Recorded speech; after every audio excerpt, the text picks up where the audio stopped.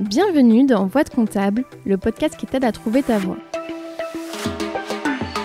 Nos invités ont un point commun, ils sont tous passés par des études de compta. Aujourd'hui, ils sont experts comptables, commissaires aux comptes, DAF ou encore contrôleurs de gestion, bref, ils font tous plus ou moins de la compta. Eh bien en réalité, pas tout à fait. Certains ont même quitté les métiers du chiffre pour devenir prof ou monter une entreprise par exemple. À travers ces parcours, j'espère te montrer que non, en compta, il n'y a pas qu'une seule voie. Ce podcast est rendu possible grâce au label Copilote. Le label Copilote, qu'est-ce que c'est ? C'est une alliance de cabinets indépendants qui les accompagne dans leur développement RH, marketing, digital, commercial, bref, tout ce dont un cabinet entreprise a besoin. Récemment, ils ont lancé le Lab Recrute, un site sur lequel tu peux retrouver des cabinets labellisés Happy at Work. Si tu veux aller y jeter un œil, le lien est disponible en description. Bonne écoute! Mais les journées de formation à l'ordre, en tout cas ça dépend des régions, mais des fois ça te prépare pas forcément à passer les épreuves vraiment du DEC à la fin. Alors, c'est une bonne question. Ça te prépare pas directement. Y a une partie qui te prépare un peu sur la déontologie, puisque la déontologie, tu l'apprends au fur et à mesure. La révision, c'est plus de la pratique, et c'est ce que tu fais en cabinet, et c'est pour ça qu'il y a l'annexe notamment. C'est pour t'aider vraiment à, entre guillemets, bachoter ces épreuves-là pour comprendre comment ça fonctionne. Mais c'est vrai que oui, le stage, les journées que tu as à l'ordre, c'est pas pour te préparer uniquement aux épreuves, c'est plutôt pour te préparer à l'après-épreuve. Et à te dire, voilà, tes épreuves, tu vas les passer comme un grand garçon, tu veux faire un bac plus 8, tu es censé être capable de réviser et de comprendre comment ça fonctionne. Je caricature, hein, mais... et donc, du coup, on va te préparer à l'après. Qu'est-ce que c'est qu'en fait en pratique demain ? Et après, bon, c'est pareil, c'est comme partout, ça dépend de tes profs. Ça dépend du contrôleur de stage que t'as. T'en as qui sont hyper inspirants, hyper intéressants, et t'en as qui sont moins inspirants, moins intéressants. C'est humain. Parce que c'est ça, au final, moi la première, tu vois, quand je suis entrée dans le cursus, mon objectif c'était le DEC, et puis après, plus ça va, plus tu t'en rapproches, même si au début ça paraît loin, et après tu te dis, mais en fait, le DEC, c'est bien, mais qu'est-ce que je veux faire après, tu vois ? Et des fois, tu te poses pas la question quand tu y es, parce que tu penses que c'est le sommet de la montagne, sauf qu'une fois que tu l'as atteint, en fait, qu'est-ce que tu fais du DEC derrière ? Ouais, bien sûr. Je suis d'accord. Moi, aujourd'hui, j'appelle ça un passeport, le DEC. Tu vois, c'est ton passeport DEC. C'est juste, tu dis, voilà, je suis expert comptable. Ça veut dire que t'es quelqu'un qui a, entre guillemets, été capable, je dis beaucoup entre guillemets, qui a été capable de faire environ 8 ans d'études, à peu près, entre 7 et 8 ans d'études, si tu passes le DSCG en un an ou pas. Et qui, du coup, est censé avoir un esprit critique sur la situation financière d'une entreprise. Fiscale et juridique aussi, idéalement. Qui du coup a un minimum de compétences, de savoir et un bagage technique qui est assez poussé et qui du coup peut accompagner une entreprise sur un certain type de problématique.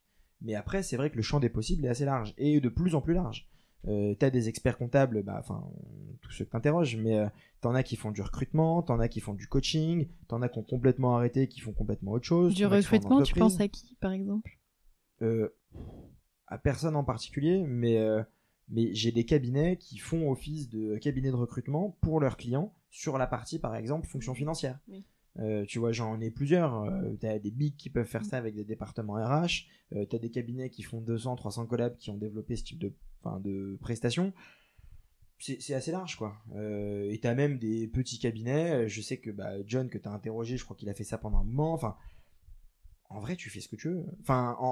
C'est, entre guillemets, l'idée de l'expert comptable, c'est de dire que tu peux être indépendant. C'est un peu te déverrouiller quelque chose dans ta tête qui dit tiens, ça y est, tu peux être indépendant. Ça y est, t'as le diplôme, voilà. Tu peux être indépendant. Alors qu'en soi, tu peux être indépendant sans avoir le diplôme, et si tu fais pas de compta, par exemple. Complètement. Tu peux être indépendant sans faire ça, tu peux ne pas du tout faire le cursus. C'est pas une obligation, c'est juste une crédibilité supplémentaire. Comme quand tu fais les grandes écoles, commerce, ingénierie, c'est une crédibilité supplémentaire. T'es pas obligé de faire ça pour réussir dans la vie, monter une boîte, faire D'ailleurs, il y a des ingénieurs après qui créent des boîtes pas du tout dans le domaine. Complètement. Qui font de la compta même. T'en as qui ont fait d'abord des grandes écoles d'ingé, qui ont fini expert comptable et qui ont des cabinets aujourd'hui. Entre guillemets, tu peux, en fonction de ce qui t'intéresse, changer de voie. C'est tout à fait possible. Mais c'est un bagage et c'est un passeport. Et donc moi, en gros, j'ai ce passeport en mai 2021. Ouais, en mai, du coup en juillet, parce qu'on a les résultats en juillet 2021. Et là, du coup, je dis à Penny Lane, j'adore être chez vous, c'est top, c'est hyper intéressant et je m'éclate. Entre-temps, j'étais passé commercial chez Penny Lane parce qu'ils avaient arrêté la partie compta, donc j'étais parti sur la partie développement commercialisation du logiciel à destination des experts comptables, parce que je connaissais un peu le métier. Tu peux expliquer ce que c'est Penny Lane? En fait, j'ai zappé, mais vu que nous, on connaît, on n'a pas trop... Je l'ai un peu dit, mais en gros, Penny Lane, c'est un outil de production comptable, un peu comme un, je sais pas, CJ, Ibiza, CD, Agiris, etc., qui fait donc toute la partie production comptable et qui, en plus de ça, fait la partie pilotage financier pour les entreprises. Payer ses factures fournisseurs, faire ses factures de vente, suivre sa trésorerie. Et donc l'idée, c'est que sur un seul et même outil, tu as 2 interfaces, une pour le cabinet, une pour le dirigeant, et les gens peuvent collaborer beaucoup plus facilement grâce à une seule et même solution. Chose qui pouvait exister avec des solutions comme Ibiza et des API éventuellement, avec du QuickBooks et du Dext, mais là déjà t'as pas d'API à faire, donc la connexion est beaucoup plus fluide entre les deux, la collaboration est beaucoup plus simplifiée, parce que tu as une seule interface, enfin tu as une seule plateforme avec la tuyauterie entre les 2 interfaces, et en plus de ça, tu as des fonctionnalités qui sont en train de se développer où tu vas pouvoir proposer des prestations en tant que cabinet à tes clients tels que mettre en place de la facturage, mettre en place du recouvrement de créances clients. Et donc tu as plein de solutions qui sont en train de se connecter en complément à Penny Lane pour avoir tout un package de solutions technologiques à proposer à tes clients. Donc voilà, c'est ça Penny Lane. Et à la base, il y avait un cabinet qui a été revendu parce que c'était pas l'objectif initial, mais c'était pour pouvoir construire un outil solide. Parce que tu peux pas aller voir un cabinet d'expertise comptable et lui dire je vais te présenter un outil qui a jamais été utilisé par personne, tu vas me dire si ça t'intéresse. Et donc moi j'étais là-dessus au début. Quand on a complètement pivoté, on est parti sur la partie logicielle, je me suis mis en tant que commercial.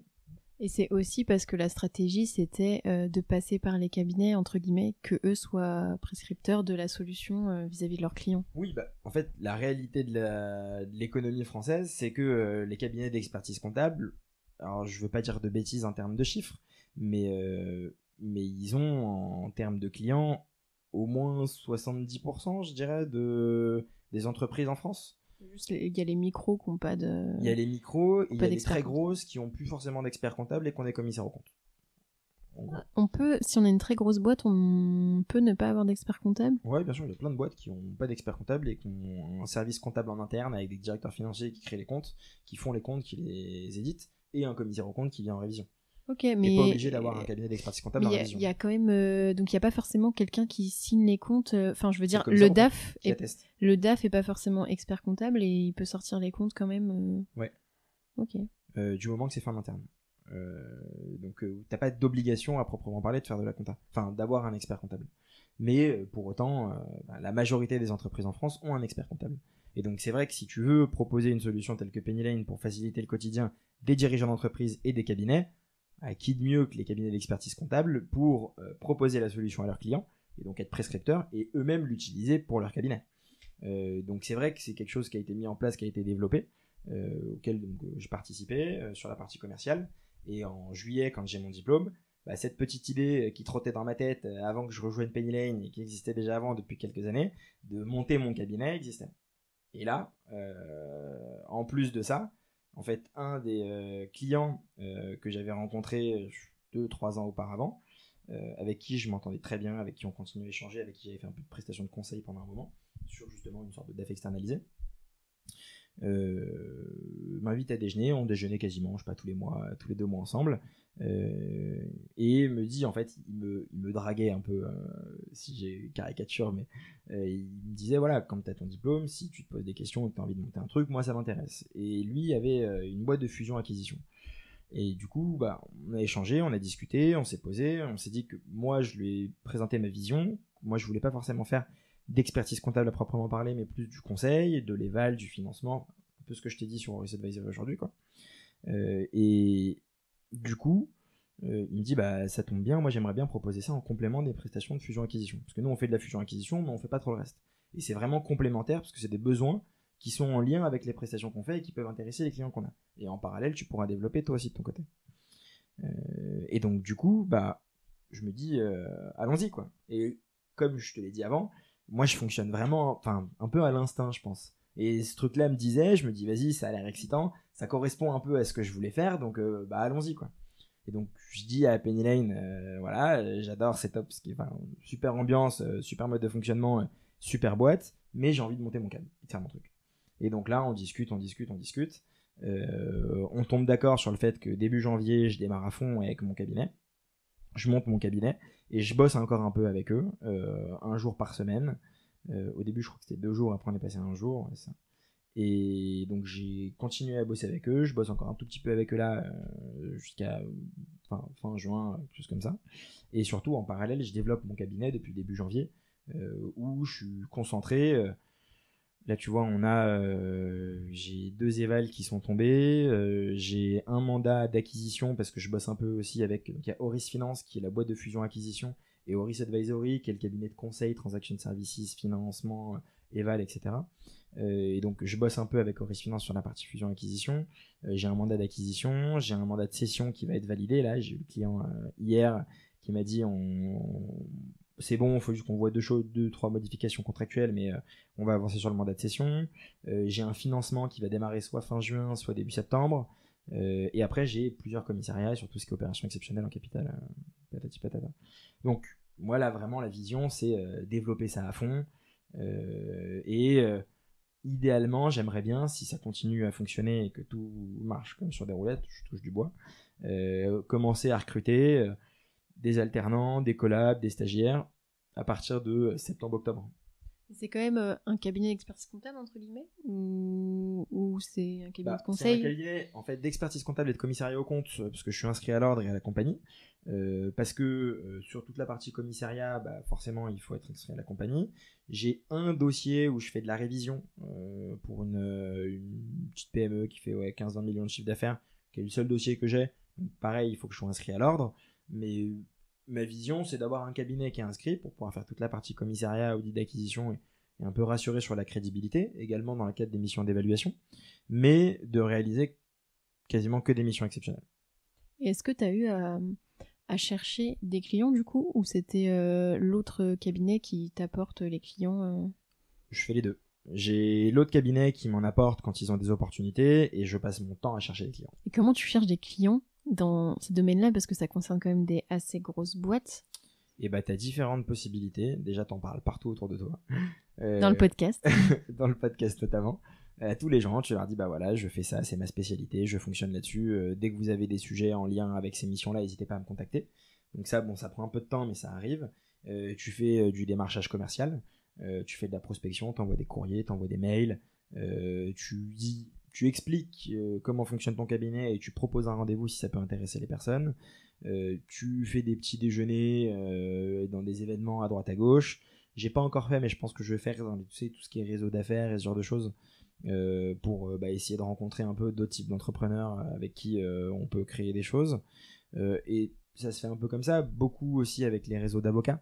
Les avocats sont très prescripteurs sur notamment tout ce qui est commissariat. T'as bien choisi ta moitié.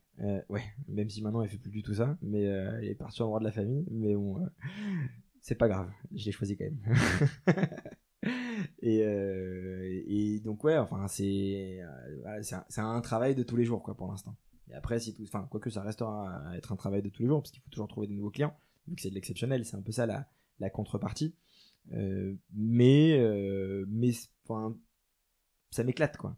Et je suis content de me lever le matin et de me dire faut que j'aille trouver des clients, je vais tous les rappeler pour voir comment ça avance, où on en est. C'est l'idée quoi. Et t'as parlé de spécialisation, du coup pour toi c'était évident de te spécialiser. Est-ce que tu penses que c'est quelque chose qui va se démocratiser à l'avenir C'est une bonne question. Je dirais qu'on peut être généraliste, hein. Il y a plein de gens qui se lancent et qui sont... C'est peut-être pas tout à fait le bon mot généraliste, mais qui font de la compta, qui ont peut-être quelques secteurs d'activité de prédilection, mais qui sont assez larges, et qui fonctionnent très bien, et qui s'en sortent, et qui vivent bien. Donc, ça continuera à exister, c'est sûr. Enfin, je suis quasiment sûr. Parce qu'il y a des gens qui ont vécu comme ça, qui ont grandi comme ça, et qui savent pas forcément où se spécialiser, donc ils vont rester là-dessus. Mais je pense que de plus en plus, on va avoir des personnes qui vont se spécialiser effectivement, soit sur des métiers, comme moi un peu je le fais, tout ce qui touche aux opérations de haut de bilan. T'en as qui font de la DAF externalisée, t'en as qui font vraiment du conseil un peu en data ou en IT, système d'information. En RSE, en gestion de patrimoine, crypto-monnaie. Il y en a plein. Et justement, c'est pas tout à fait pareil. Quand tu dis crypto-monnaie, c'est plus un secteur d'activité qu'une prestation. C'est justement ça. Tu as 2 typologies, on va dire, de spécialisation. Tu as un métier, RSE, bilan carbone, etc., DAF externalisé, et tu as une spécialisation par secteur d'activité. Immobilier, crypto-monnaie, Parce qu'après, dans la crypto-monnaie ou dans la blockchain plus plus globalement, la crypto-monnaie, c'est une partie de la blockchain. C'est un domaine, moi, qui m'intéresse, que j'essaye de développer un peu, qui prend du temps parce que je passe pas toute mon énergie dessus, mais ça m'intéresse vachement. Tu as différents sujets. Tu as toute une partie structuration, ce qu'on appelle tout ce qui est tokenomics, structuration économique de ton projet en lien avec la blockchain, comment tu vas générer de l'argent, comment tu vas gagner de l'argent. Et tu as une partie un peu réglementaire juridique qui est floue sur certains sujets. Par exemple, les NFT qui sont quand même assez flous aujourd'hui, où tu prends des options, mais il n'y a rien de gravé dans le marbre. Alors que tout ce qui est ICO, tu as des normes qui ont été mises en place avec l'ANC qui te permettent de structurer beaucoup plus facilement. Donc, en fait, à travers ce secteur d'activité crypto-monnaie blockchain, tu as plein de typologies de missions que tu peux développer aussi et tu peux te spécialiser sur un domaine. Le seul point clé, je pense, de la spécialisation, c'est que tu as un marché qui soit suffisamment profond. Et donc, c'est comme tout, en fait. C'est comme quand tu crées une entreprise, c'est qu'il faut regarder ton marché, la concurrence. Est-ce que les concurrents établis, ils ont déjà ratissé tout le marché? Est-ce qu'il y a de la place pour toi? Et en fonction de ça, est-ce que tu peux aller sur ce marché-là? Et en fait, on va revenir sur un schéma, notamment sur la spécialisation, sur un schéma d'entreprise classique, quoi. Où tu fais ton étude de marché, ton analyse de marché, tu regardes est-ce que ta rentabilité potentielle est intéressante, est-ce que tu peux t'implanter assez facilement ou pas. En fait, quand tu fais de la fusion-acquisition et de l'évaluation, tu fais ce qu'on appelle une analyse stratégique d'une entreprise. C'est tout ce qui est porteur, les 5P, je mets de porteur. Tes fournisseurs, tes barrières à l'entrée, tes clients, et tu regardes tout ton écosystème. Et en fonction de ça, tu vois si c'est facile ou pas de rentrer dans le marché. Je pense qu'en fait, si un cabinet veut se spécialiser, il faut qu'il fasse ça. Et qu'il regarde est-ce que c'est simple ou pas pour lui de rentrer dans ce domaine-là. Est-ce que le secteur d'activité est simple? Est-ce que le métier est simple? Est-ce qu'il sait le faire? Est-ce qu'il est capable de le faire rapidement? Quelle valeur ajoutée il peut proposer? Et à partir de ça, pourquoi pas se spécialiser? Mais je pense que c'est une bonne chose de se spécialiser parce qu'au début c'est plus compliqué parce que tu refuses des clients et donc c'est pas évident de refuser des clients et de refuser du chiffre d'affaires, mais sur le moyen terme, long terme, tu as un positionnement qui est clair et établi, les gens viennent te voir et te reconnaissent parce que tu es identifié comme tel, et même toi tu fais des gains de productivité parce que tu maîtrises tes sujets, tu sais exactement de quoi tu parles, tu es plus crédible vis-à-vis de tes clients. Donc je pense que c'est bien de se spécialiser. Tu peux vendre plus cher aussi après. Et tu peux vendre plus cher parce que tu as acquis une crédibilité qui fait que les gens sont prêts à payer plus cher. C'est ça. Est-ce que tu peux nous parler un peu plus en détail, nous expliquer à quoi ça correspond exactement, audit d'acquisition, fusion, acquisition, tout ce dont tu as parlé, parce que des fois on entend les mots, mais concrètement, à quoi ça correspond? Alors en gros, peut-être pour faire simple, je vais te décrire le process d'une opération d'acquisition et je vais t'expliquer les différentes missions. Dans le cadre du process d'acquisition, donc déjà tu es soit mandaté à l'acquisition, soit mandaté à la cession. Quand tu es mandaté à l'acquisition, c'est une boîte qui recherche des cibles et qui veut faire de la croissance externe. Et donc là, tu as deux possibilités. Soit ils ont identifié la cible, ils savent qu'ils veulent acheter cette cible, mais ils veulent que tu les accompagnes dans l'opération pour développer, prendre contact, faire des négociations, tout ce qui va avec. Ou soit tu fais de la recherche globale. Ça veut dire qu'ils veulent acheter une cible qui fait entre 3 et 10 millions de chiffre d'affaires, basée dans la région Rhône-Alpes, idéalement qui fait une marge de BE d'un tour de 10-15%, et toi tu vas chercher les cibles. Tu vas avec ton bâton de pèlerin et tu vas chercher tes cibles. Tu vois, ça, je savais pas qu'on pouvait, enfin, entre guillemets, vu que c'est plus un aspect stratégique, tu vois, je me disais que c'était pas forcément quelque chose qu'on pouvait confier à quelqu'un qui fait de la fusion-acquisition, justement, d'aller rechercher ses cibles. Ouais, ça se fait assez fréquemment. Ça n'empêche pas de le faire toi par ailleurs, mais c'est plus pour multiplier les possibilités.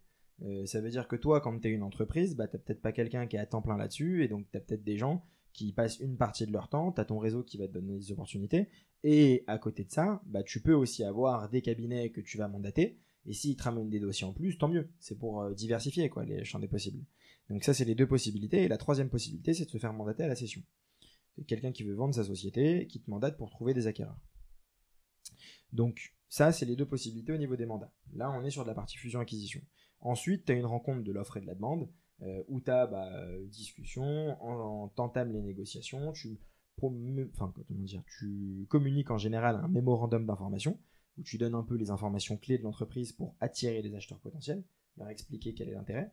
Une fois qu'ils sont intéressés, ils mettent en place ce qu'on appelle une lettre d'intention, très généralement, où ils disent « Ok, on est prêt à l'acheter à ce prix-là, avec éventuellement ce prix-là en complément, ce qu'on appelle des compléments de prix, en fonction d'objectifs ou de certaines durées, mais sous réserve qu'il y ait l'audit qui soit réalisé, l'analyse de la société et qu'on soit tombé d'accord du coup sur un prix avec les conséquences de l'audit, qui tiennent compte des conséquences de l'audit. Une fois que ta lettre d'intention est signée par les deux parties, il y a toute la partie audit. Là, tu as différents types d'audit. Audit organisationnel, audit juridique, audit social, audit fiscal, audit financier, éventuellement audit comptable, sauf s'il y a un commissaire aux comptes. On part du principe que l'audit comptable est déjà fait par le commissaire aux comptes.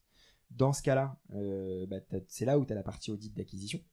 Donc là, tu vas analyser la situation financière et économique de l'entreprise d'un point de vue vraiment business, construction de la valeur ajoutée de l'entreprise. Souvent, tu fais ce qu'on appelle un EBE retraité, une dette nette, pour valider le prix qui a été proposé et vérifier que c'est cohérent par rapport à ce qui nous a été communiqué.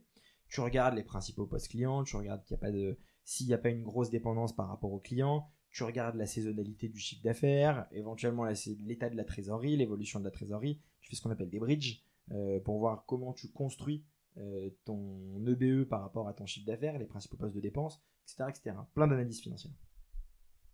Et tu fais un rapport à ton client qui t'a mandaté sur l'audit d'acquisition qui va lui permettre lui de se positionner sur le prix. Et après, en gros, une fois que tu as ça, tu as des négociations pour déterminer le protocole de cession avec le prix de cession et avec ce qu'on appelle une garantie en général d'actifs passifs qui n'est pas forcément là, ça dépend des négociations. Et dans la garantie d'actifs passifs, en fait, tu vas mettre un peu des garde-fous en disant aujourd'hui, ta société, tu as des créances clients à hauteur de 1 million, je l'achète comme ça. Si jamais elles sont irrécouvrables et que finalement je peux pas les récupérer parce que c'est des clients douteux et que tu les avais pas mis dans ta comptabilité en clients douteux, et dans ce cas-là, je vais diminuer le prix de vente, le prix d'acquisition que j'ai payé. Et donc, tu as toutes ces garanties, quoi. Mais c'est ce que j'allais te dire. Il y a une grosse partie aussi sur les clauses, non ? Parce que des fois, ça peut faire varier le prix en fonction de si tu as des clauses ou pas qui sont dans le contrat bien sûr. Cession. Et ça, c'est très libre. Enfin, l'imagination des banquiers d'affaires, des avocats et des acquéreurs et des cédants. Ça, c'est les clauses. Bien sûr, il faut les cadrer. C'est pour ça qu'il faut toujours avoir un avocat sur le protocole de cession et sur la garantie d'actifs passifs. Mais du moment qu'elles sont dans les règles de l'art, entre guillemets, qu'elles sont conformes à tous les codes juridiques qu'on peut avoir, tu peux mettre ce que tu veux comme clause de complément de prix, de diminution de prix en fonction d'incidents, il n'y a pas de souci. Et donc, en gros, pour faire simple, il y a un dernier point juste, et après, comme ça on pourra arrêter si on pourra parler d'un autre sujet. Mais dernier point, c'est que parfois, en amont, quand tu veux présenter ta boîte, quand tu es mandaté à la session, tu fais ce qu'on appelle une vendor due diligence, ou une vendor assistance, parfois ils appellent ça. Quand tu as des boîtes qui commencent à faire 10-15 millions de chiffre d'affaires, tu vas préparer en fait, un peu comme si tu faisais un audit d'acquisition, tu vas préparer toute la partie financière détaillée de l'entreprise avec justement cette analyse des clients, du chiffre d'affaires, de la construction du chiffre d'affaires, de la saisonnalité du chiffre d'affaires, la variation de la trésorerie, les bridges pour aller du chiffre d'affaires à l'EBE, etc., etc. Tu vas préparer ça comme si tu voulais, entre guillemets, te mettre à nu vis-à-vis des acquéreurs potentiels pour les rassurer. Et ça, pareil, c'est une autre mission que tu peux faire en tant que cabinet de transaction services. C'est soit des vendor due diligence, vendor assistance, donc avant qu'il y ait la session qui soit réalisée et avant qu'il y ait la lettre d'intention qui soit signée pour séduire les acquéreurs potentiels, ou sinon tu peux être mandaté sur l'audit d'acquisition par l'acquéreur pour vérifier que tout est cohérent dans l'entreprise qui veut acheter. Ça, c'est quand tu es du côté Horis Advisory, société de conseil. Et quand tu es du côté Horis Finance, sur la partie fusion-acquisition, là tu vas accompagner soit sur le mandat à la session, trouver les acquéreurs potentiels, accompagner sur la partie audit, même si c'est pas toi qui vas la faire, mais s'il y a des questions que tu peux y répondre, tu vas y répondre, et du moins tu vas être là à côté de ton client pour quand même vérifier que tout se passe bien et que le déroulé soit correct, et après tu vas accompagner dans la négo derrière. Et mine de rien, c'est un gros boulot parce qu'il y a beaucoup de pression.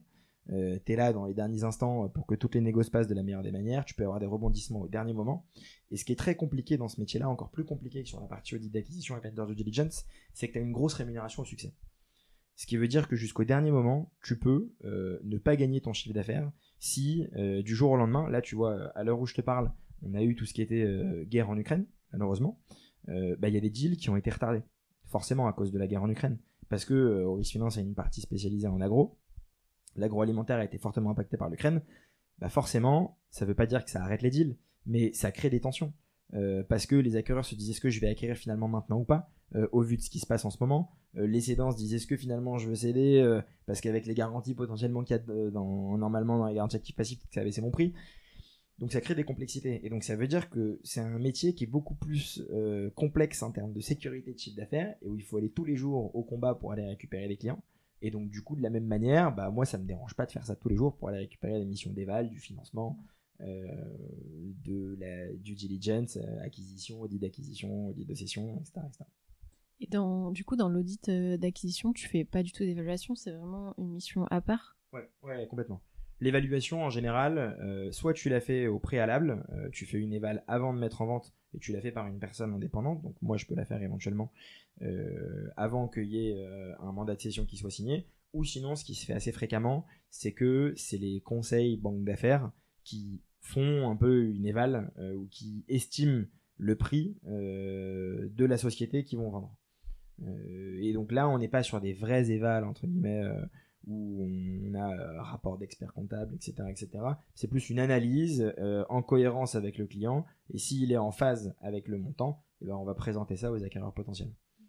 Donc les évaluations, tu les as soit dans ces contextes-là. Quand tu fais l'audit d'acquisition, tu fais pas d'évaluation. Tu vas donner des éléments clés qui vont permettre d'ajuster la valorisation de la boîte, mais c'est pas toi qui vas faire l'évaluation à proprement parler, et c'est pas ce qu'on te demande de faire quand tu fais un audit d'acquisition.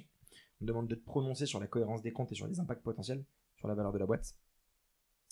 Tu peux avoir des évaluations dans le cadre de cession de titres, quand tu as un actionnaire qui veut sortir de la société, dans le cadre de transmission de patrimoine, dans le cadre de structuration. Là typiquement l'évaluation que j'ai, c'est dans le cadre de restructuration de groupe avec apport de titres à une holding, valoriser les apports, tu as différents titres qui doivent être apportés de ces sociétés différentes, déterminer les différents titres pour apporter et pour comprendre au niveau de la nouvelle holding qui va détenir combien du pourcentage de la holding. Tu peux en avoir dans le cadre de contentieux, quand tu as des contentieux d'actionnaires par exemple, comme je te disais, là j'en ai fait notamment dans le cadre de succession, quand tu as des contentieux de succession, quand tu as des successions à réaliser. C'est assez diversifié, t'en as dans différents domaines, mais ce qui n'est pas évident, c'est d'être là au bon moment, au bon endroit pour qu'on te mandate pour faire l'évaluation. Et justement, au final, toi, tu t'es un peu spécialisé dans la fusion-acquisition, etc. Enfin, en tout cas, dans les missions exceptionnelles. Et pourtant, de ce que j'ai compris, c'est pas forcément ce que tu as fait pendant 3 ans. Comment tu te formes justement à ces missions-là? Est-ce que tu te sentais d'attaque, tu vois, pour te spécialiser là-dedans, alors qu'au final, t'en as pas fait pendant 3 ans ou autre, t'avais pas une énorme expérience là-dedans, tu vois, et on peut se dire que ça soit dans ce domaine-là ou un autre, j'en ai fait que pendant X temps, je me sens pas de me spécialiser là-dedans. Est-ce qu'il y a des formations qui existent peut-être pour justement ce genre de mission? Ouais, je vois ce que tu veux dire. Alors, 2 choses. Première chose, quand même, à chaque fois, dans toutes mes expériences, et dès le début, quand j'ai commencé, pas en alternance, mais plutôt en première année de junior en Big, dès qu'il y avait des sujets en lien avec des évals ou ce genre de sujet, je voulais toujours être dessus. Et donc, du coup, ça m'a permis de me former. Tu vois, dès mon année de junior en Big, il y a ce qu'on appelle des valeurs liquidatives. Quand tu as ce qu'on appelle des OPCI ou des organismes immobiliers qui doivent ou qui sont cotés ou sur lesquels tu as des actionnaires multiples, tu dois mettre en place une valeur liquidative à minima trimestrielle pour déterminer la valeur de la boîte. Et donc il faut que tu fasses un peu une sorte d'évaluation, même si c'est assez simple parce qu'on est sur de l'immobilier, donc tu fais une valeur patrimoniale, tu prends l'actif, tu réévalues à la valeur réelle et tu ajustes un peu en fonction de la trésor ou autre. Mais c'est assez simple, mais déjà c'est un début d'évaluation. Donc tous ces sujets-là, moi j'ai voulu les traiter dans tous les cabinets où j'étais, j'ai voulu m'en occuper et voulu les traiter dès que je pouvais. Donc parce que j'aimais ça et que ça m'intéressait. Donc si tu veux, je me renseignais et je m'informais sur ces sujets-là, même si je les gérais pas tous les jours et que c'était pas mon cœur de métier à la base. Après, j'ai essayé de m'orienter le plus possible vers ça quand même si je l'ai pas fait directement parce que j'étais resté un peu en cabinet pendant un petit moment. Mais quand j'ai fait le Big, j'en ai fait un petit peu. Quand j'ai été chez John, j'ai fait, je sais plus si j'ai fait des vals, mais on avait un petit peu de tout ce qui était commissariat spécifique. J'ai vu commissariat aux avantages particuliers, aux apports, à transformation. Donc j'ai vu un peu ces sujets-là. Quand je suis parti après dans l'autre cab, j'ai fait un peu d'audit d'acquisition et d'évaluation mine de rien, même si c'est d'évaluation plus simple, mais dans le cadre d'optimisation, de montage, de structuration, où tu montais une SLA, la SPFPL, dans le cadre des professions libérales par exemple. Donc j'ai quand même essayé tout au long de mon cursus de m'intéresser à ces sujets-là, de regarder comment ça fonctionnait, de comprendre, d'essayer de les mettre un peu en pratique, même si c'est vrai que je faisais pas ça 24 heures sur 24, 7 jours sur 7. Ça c'est le premier point. Et donc c'est un travail du quotidien. C'est pas juste du jour au lendemain, je me suis dit tiens je vais faire ça, je vais faire ça comme si je pouvais le faire parfaitement en n'ayant jamais travaillé sur ces sujets-là de ma vie. Et le deuxième point, par exemple sur l'évaluation, là je fais en ce moment une formation à la CCEF, c'est compagnie des experts financiers, où tu as des experts comptables, des experts financiers. Dans la promo où je suis, on est 25, je crois, entre 25 et 30. On a pas mal d'experts comptables commissaires aux comptes, on a des gens qui font de la fusion-acquisition, on a des gens qui font du conseil, des gens qui font un peu de restructuring, donc c'est assez diversifié. On a des banquiers, parce que les banquiers font de la fusion-acquisition aussi.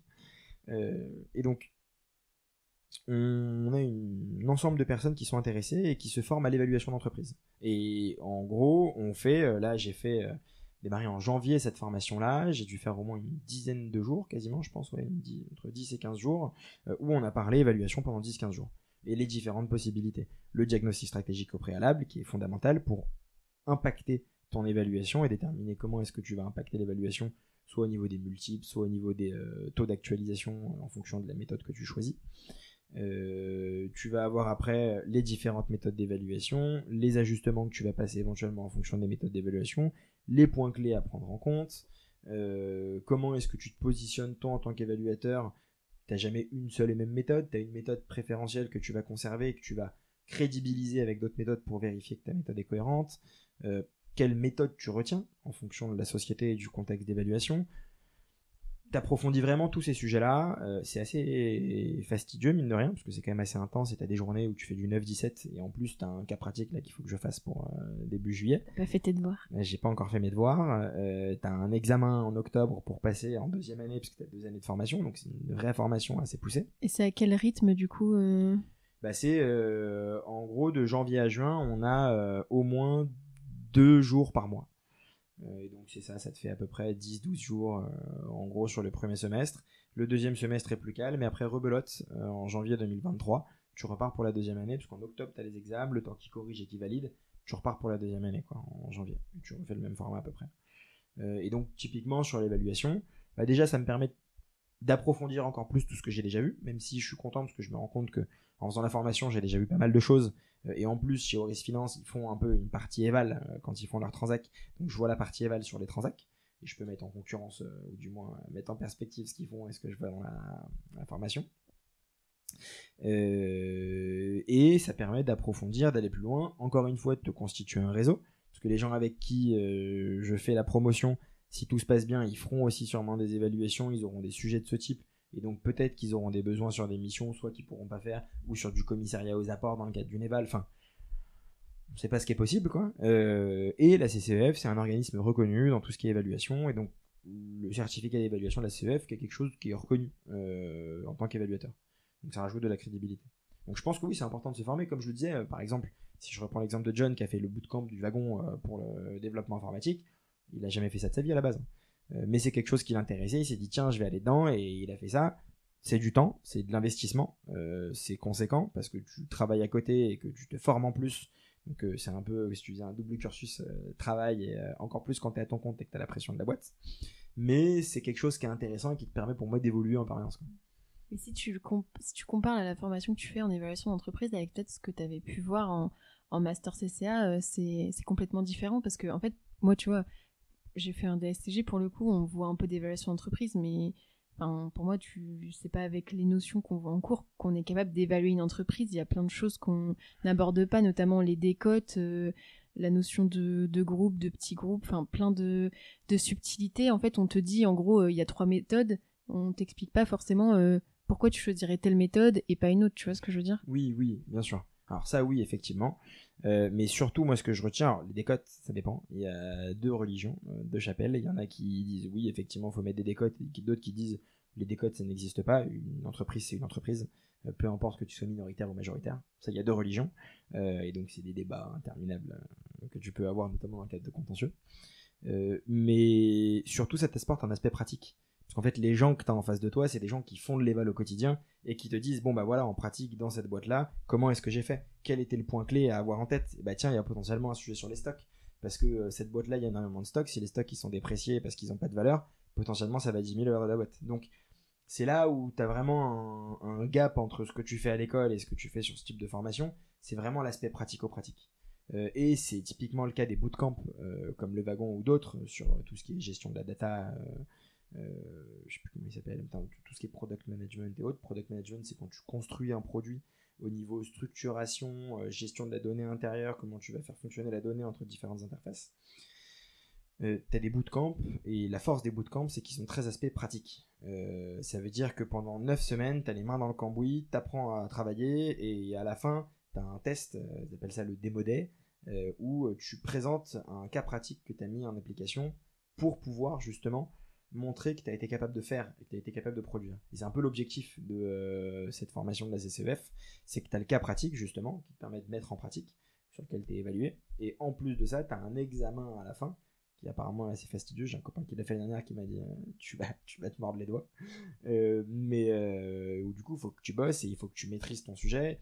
Et le cas pratique que j'ai à faire, ils m'ont donné une analyse financière d'une boîte qui est faite en général sur des boîtes cotées. C'est des conseils en investissement qui font ça, qui te disent ok, cette boîte là par rapport à son trend, par rapport au marché, etc., il y a des perspectives d'évolution, et toi à partir de ça tu fais l'analyse stratégique et l'évaluation de la boîte.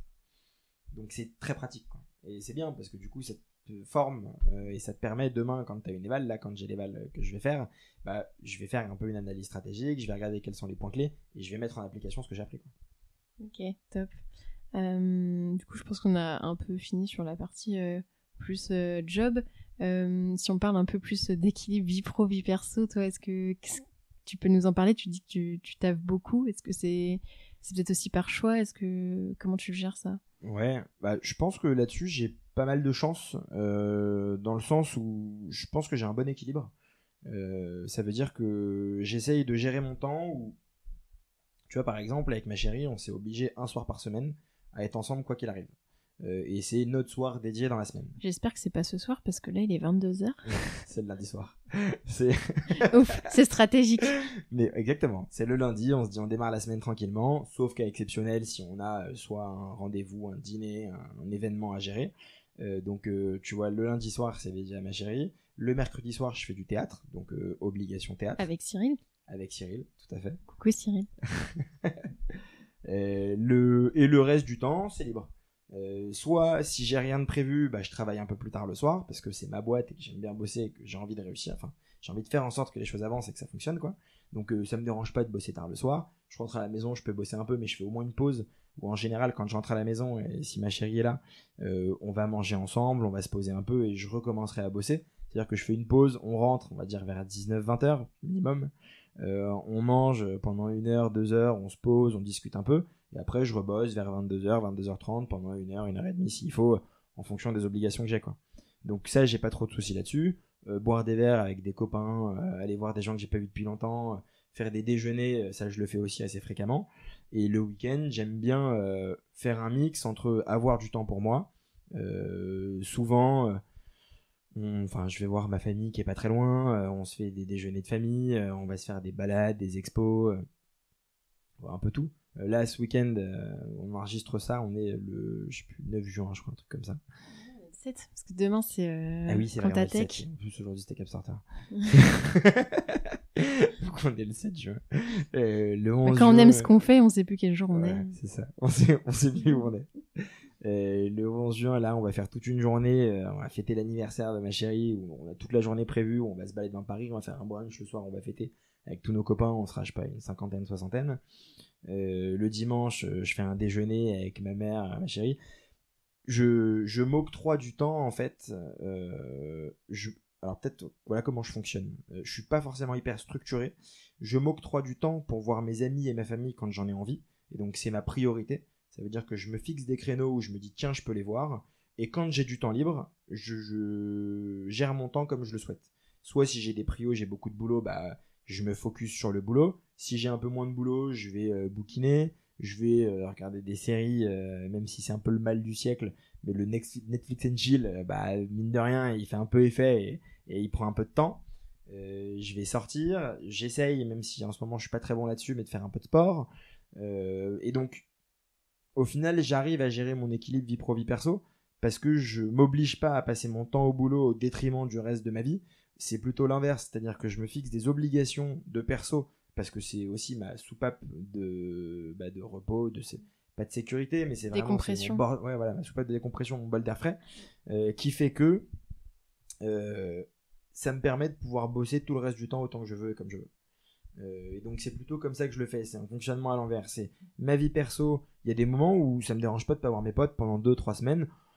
C'est pas grave parce que ça me dérange pas d'être focus sur le boulot à fond. Je sors un peu quand même le week-end, je me fais kiffer, mais la semaine j'ai pas prévu trop de trucs. Ou j'ai des events, tu vois, t'as des after-work. Là normalement ce soir j'ai un truc, bon je pense que je vais pas y aller parce qu'il est 22h30, mais t'avais un crypto drink où parler avec des gens qui veulent développer des projets sur le Web3, etc. etc. Bah tu vois, si je trouve que le projet, le format est intéressant, l'event est intéressant, je vais y aller, je vais pas me fermer à ça.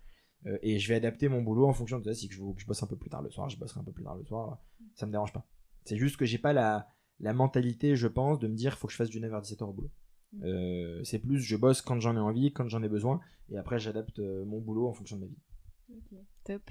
Et est-ce que maintenant, a posteriori, est-ce qu'il y a des choses que tu referais différemment dans ton parcours?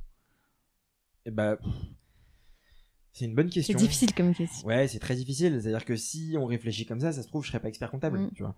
C'est, tu serais avocat ou tu serais banquier d'affaires, on sait pas. J'en sais rien. T'aurais monté une boîte. Je pense que objectivement, la prépa, c'est une très bonne école. Parce que ça te forme à apprendre vite, bien, et à bien comprendre les choses, ou à être carré, ou même les très bonnes facs, qui sont assez exigeantes et où on te demande de bosser de manière assez intense. En fait, le fait d'être capable d'ingurgiter beaucoup de savoir assez rapidement. Je pense que c'est quelque chose qui est assez intéressant et être capable de le synthétiser et de le ressortir assez rapidement. Quand tu dis prépa, c'est plutôt les prépas type école de commerce ou tu comptes le DCG comme une prépa ou pas? Alors, c'est ce que j'allais dire.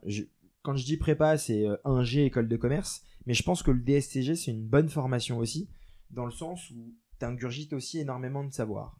Et en un temps assez limité. Donc, c'est quand même quelque chose qui s'assimile, entre guillemets, à de la prépa. La seule différence, c'est que t'as pas le concours. Donc t'as pas la pression du concours, t'as juste la pression de ton 10, entre guillemets. De ton 10 et de valider pour passer au DSCG. La seule chose qu'il faut avoir en tête, c'est que si tu fais un DCG, DSCG, c'est vrai qu'aujourd'hui on l'a pas encore malheureusement, même si on en parle de plus en plus, et ça arrive un petit peu dans les programmes, mais on manque de tout ce qui est vraiment gestion d'une entreprise au niveau recrutement des collabs, au niveau gestion commerciale, au niveau marketing, au niveau communication. Et je pense que ça, c'est fondamental à avoir en tête, même si c'est pas ce qu'on veut faire forcément demain, mais juste en termes d'ouverture d'esprit et de se dire, tiens, qu'est-ce que je veux faire demain? Et donc, c'est peut-être un peu ce qui manque, je pense, aujourd'hui au DCG, DSCG. Et c'est pour ça que moi, si je devais refaire, je ferais soit un IUT éventuellement, si je veux un peu moins bosser, GEA, et je vois ce que je fais après. Mais du coup, il faut bosser comme un dingue pour passer les concours, pour passer dans les top écoles, etc. Soit une prépa, prépa ou belle fac, quoi. Bah en fait, quand tu fais de la compta, au final, tu parles à des chefs d'entreprise et du coup, il faut connaître comment fonctionne une entreprise. Et notamment, tu vois, peut-être tu peux même donner un exemple. Pourquoi on est à Station F aujourd'hui? Qu'est-ce qu'on a fait toute la journée? Ouais, bah avec grand plaisir. En gros, et c'est vrai que c'est un peu le sujet d'aujourd'hui. Là, on était sur ma journée Penny Lane, parce que je bosse encore, comme je le disais, un peu avec Penny Lane. On a fait un event à destination des créateurs de cabinets. J'ai repris un peu en fait ce que j'ai géré quand j'étais à l'annexe. Alors c'était les futurs diplômés, mais aussi JEC sur les créateurs de cabinets. Et on s'est dit qu'on allait accompagner les créateurs de cabinets dans le lancement de leur cabinet, dans le développement de leur cabinet sur les premières phases, à minima. Et on a essayé d'avoir une approche très pratico-pratique. On s'est un peu inspiré. Le mérite ne m'en revient pas.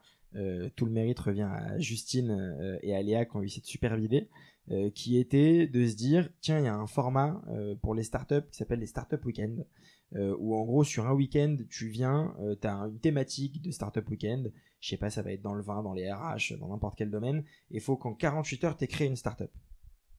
Dis-moi. C'était la batterie, je vérifiais si à chaque fois, vu qu'il reste une barre, je vérifie que ça n'a pas coupé. Donc en gros, donc sur le week-end, faut que tu aies créé ta boîte. Et donc tu as des gens qui se connaissent pas forcément et qui doivent créer une boîte en un week-end, avec des points clés, un peu la vision, le projet, le produit à vendre, etc. Et on s'était dit, projet un peu ambitieux, on va faire un cab week-end sur 2 jours, où on va en gros à la fin des 2 jours avoir un cabinet avec l'offre commerciale, la gestion des collaborateurs, la promotion de l'offre, donc comment est-ce que tu vas communiquer, comment tu vas vendre, comment tu vas démarcher tes clients, ton identité visuelle, etc., etc. Parce que justement, on n'est pas formé à ces sujets-là. Parce qu'on n'est pas formé, parce que je trouve encore aujourd'hui, alors c'est peut-être que mon avis, et même si ça s'améliore, mais je trouve qu'on nous explique pas assez quand on crée son cabinet ce que c'est qu'une entreprise, et pas ce que c'est qu'un cabinet, puisqu'un cabinet c'est une entreprise comme une autre qui vend des prestations de services tant hommes comme peuvent le faire des sociétés de conseil en informatique, indirectement. C'est juste que c'est pas la même matière, et tu as peut-être un peu plus de responsabilité au niveau de la signature pour les comptes, parce que tu as un engagement au niveau des comptes et au niveau fiscal qui impacte un petit peu, et tout ce qui est aussi quand même actionnaire, créancier, etc. etc. Donc tu as quand même cette peut-être responsabilité en plus, mais ça reste une entreprise. Et pendant trop longtemps, les cabinets n'étaient pas considérés comme des entreprises, parce que c'est un peu le sujet de ce qu'on disait aujourd'hui à Capstarter. Tu posais ta plaque, il y a une quinzaine, vingtaine d'années maximum, tu posais ta plaque en bas de chez toi, t'as tout le monde qui venait te voir, tu vivais très bien, t'avais une très belle vie, tu fonctionnais très bien et t'avais pas besoin de trop démarcher, de te spécialiser et de réfléchir un peu comme une entreprise. Tu faisais vraiment la tenue de compte, un peu de conseiller. Et t'avais pas trop de soucis à réussir à développer et à faire en sorte que tout se passe bien facilement. Nous, ce qu'on s'est dit, c'est que aujourd'hui, le marché est plus concurrentiel, t'as la digitalisation, t'as l'automatisation des tâches qui, mine de rien, fait que dans l'imaginaire collectif, on pense que la compta, maintenant, ça se fait en 2 secondes, que t'appuies sur un bouton magique et que tout se fait, même si c'est pas vrai, ça se fait pas comme ça. Mais les gens pensent ça de plus en plus. La saisie, la compta classique tend à diminuer en termes de marge, de rentabilité. Et donc, du coup, il faut de plus en plus se repenser en tant qu'entreprise et en tant que boîte qui veut développer une offre, comme tu le disais, une spécialisation en l'occurrence, et comment est-ce qu'on va développer commercialement son cabinet au niveau commercial, au niveau marketing digital, au niveau marketing pas digital, marketing physique, aller faire du démarchage, aller dans des salons, des événements, faire du courrier papier, ce genre de choses. Et donc on a fait un événement sur toute la journée, donc on a été un peu moins ambitieux que ce qu'on avait à la base. Plutôt que de se faire 2 jours, on s'est dit on se fait une journée. Parce que le lendemain, il y avait Comptatech, l'événement de Penny Lane sur un peu l'innovation dans le domaine de la comptabilité et prendre un peu de recul avec des exemples, tout ce qui se fait avec la médecine, la natation, etc. Et donc on s'est dit on allait se faire une journée sur des thématiques spécifiques avec 4 ateliers. Un atelier sur déterminer son offre commerciale, déterminer les outils importants à avoir dans son cabinet en lien avec son offre commerciale. Ensuite, déterminer l'image que l'on veut rendre, l'identité qu'on veut définir et qu'on veut mettre en avant pour son cabinet, aussi bien vis-à-vis de ses clients que vis-à-vis de ses collaborateurs. Et ensuite, vraiment la partie développement commercial, un peu en lien avec ce que j'ai mis dans mon mémoire. Comment est-ce qu'on va démarcher des clients, comment on va trouver des clients, aussi bien d'un point de vue digital, en mettant des budgets sur Google Ads, en faisant du SEO avec son site internet, donc en référençant correctement son site internet sur Google, ou avec du marketing pas forcément digital, ou du moins du marketing direct, du marketing indirect, du marketing direct. Et le marketing direct, c'est envoyer des mails aux clients, les rajouter sur LinkedIn, ou des prospects plutôt, envoyer des mails à des prospects, envoyer des courriers à des prospects, faire des demandes d'ajout sur LinkedIn en envoyant des messages privés. Ça peut être aussi aller rencontrer les créateurs d'entreprises dans des incubateurs, à la CCI, ce genre de choses. Soit des créateurs d'entreprises, ou soit aller dans des associations d'entrepreneurs en lien avec les secteurs d'activité qu'on cible. Typiquement, il y en avait qui voulaient faire un cabinet sur l'immobilier, aller dans des clubs d'investisseurs en immobilier. En fait, ça s'adapte, et c'est pour ça que la base, et c'est pour ça qu'on a fait ce premier atelier, ça s'adapte à l'offre commerciale qu'on veut proposer. Et à partir de l'offre, tout va découler. Les outils dont on va avoir besoin, l'identité qu'on veut mettre en lien avec son offre, et qui on va démarcher, comment on va développer la partie commerciale. Et donc on a fait ça. C'est objectivement, je pense, un succès. On a eu une 30aine de personnes qui étaient là, on visait une 40aine, 50aine. On avait 40 inscrits, il y a eu je crois 4-5 personnes qui sont pas venues, et c'est pas plus mal parce que au final, pour gérer mine de rien 30-35 personnes et les garder captifs pendant toute une journée, c'est assez compliqué. Je suis assez satisfait parce que j'ai l'impression que les gens étaient assez contents, ils ont interagi jusqu'à 17h, 18h même, alors qu'on a démarré à 9h, 9h30, donc ils ont quand même réussi à suivre toute la journée. Et puis c'était pas juste en mode conférence, tu vois, où on est assis et on écoute. Après, on avait des petits ateliers où on devait nous-mêmes imaginer. Ouais, c'est ce qu'on s'est dit, c'est que ce soit le plus interactif et le plus collaboratif possible, parce que sinon tu t'endors pendant une journée à avoir que du descendant, c'est un peu long. Surtout quand t'es assis dans une salle à faire que écouter, que t'as pas trop de mouvement. Donc c'est ce qu'on a essayé de faire. On espère que ça a plu au maximum. Mais donc c'est vrai que c'est un peu ce qu'on s'est dit, c'est qu'en fait le cabinet, c'est pas vraiment des cabinets, c'est des entreprises à part entière, et on va approcher le développement d'un cabinet comme le développement d'une entreprise. Et donc je sais plus pourquoi on disait ça, mais c'est pas très grave. Je sais plus non plus. On disait que les cabinets, c'était qu'on n'était pas formé au fait d'être chef d'entreprise. Ah oui, ouais, c'est vrai, c'est ça. Mm. Et bah, c'est exactement ça. Et c'est un peu ce qu'on a voulu pallier à travers cet événement-là. Et donc, vu que c'est un succès, je pense, alors je vais pas m'engager sur ce que fera Penny Lane à l'avenir, mais je pense que ça va être renouvelé comme édition, parce que ça a l'air d'être plutôt une réussite. Et donc, il faudra juste qu'on voit comment est-ce qu'on peut essayer d'améliorer le format et d'industrialiser un peu la chose pour que ça fonctionne bien et que ce soit d'en faire plusieurs par an. Peut-être en faire plusieurs par an, pas plus de 2 je pense, parce que mine de rien c'est quand même une orga, faut trouver les intervenants, etc. etc. C'est un peu de boulot.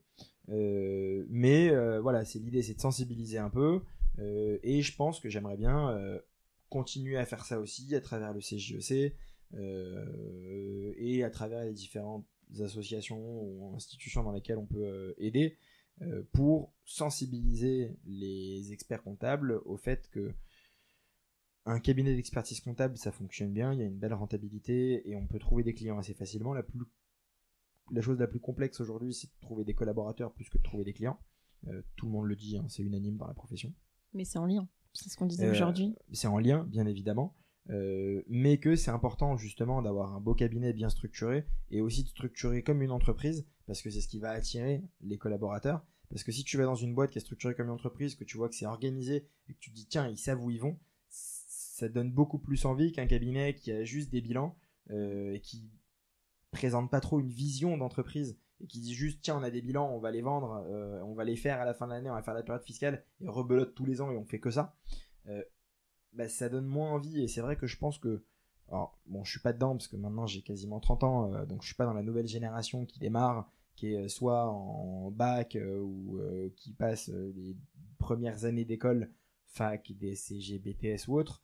Mais moi déjà à mon époque, je dis ça comme j'ai 40 ans. Ça va, t'es encore jeune. Ouais, je suis encore jeune. Mais bon, c'est vrai que c'est pas la même époque. Mais c'est important d'avoir encore plus, je pense qu'avant, d'avoir une vision et d'avoir envie de s'intégrer dans une entreprise, parce que c'est là où on passe la plupart de son temps, qu'on a la possibilité de faire de plus en plus de choses aujourd'hui assez facilement grâce à la digitalisation. On voit énormément de choses. Donc c'est important d'être porté par un minimum de vision dans l'endroit où on est pour avoir envie de se projeter dedans et de continuer. Et donc c'est important que les cabinets soient capables de véhiculer un minimum cette vision, et donc une vision d'entreprise et pas juste une vision de, entre guillemets, cabinet à juste faire des bilans et sortir des bilans. C'est une vision d'entreprise de tiens, on veut aller là, ce qui nous intéresse c'est ça, ou on veut juste rester une petite boîte familiale et c'est notre vision, mais au moins être clair là-dessus, l'expliquer et communiquer dessus pour que quand les gens arrivent, ils sachent ce qu'on propose, ce qu'ils peuvent obtenir de l'entreprise et que du coup ils soient épanouis, quoi. Parce que c'est l'objectif. Un collaborateur épanoui, normalement il bouge pas trop. Normalement. Normalement. Alors c'est vrai que j'avais pas précisé tout à l'heure, mais il y aura une partie questions en fait des auditeurs, parce que je présente les profils à chaque fois des gens, ça sera assez rapide, hein, il y a 5-6 questions. Et juste avant, alors une question qui est assez difficile aussi, c'est quel conseil tu pourrais donner justement au Julien qui a 20 ans, qui est en école de commerce, si tu devais lui donner des conseils. Ça, je dirais être encore plus curieux sur le monde, parce que tu l'étais déjà beaucoup. Je l'étais, mais pas autant qu'aujourd'hui. C'est-à-dire que ma curiosité s'est développée avec le temps.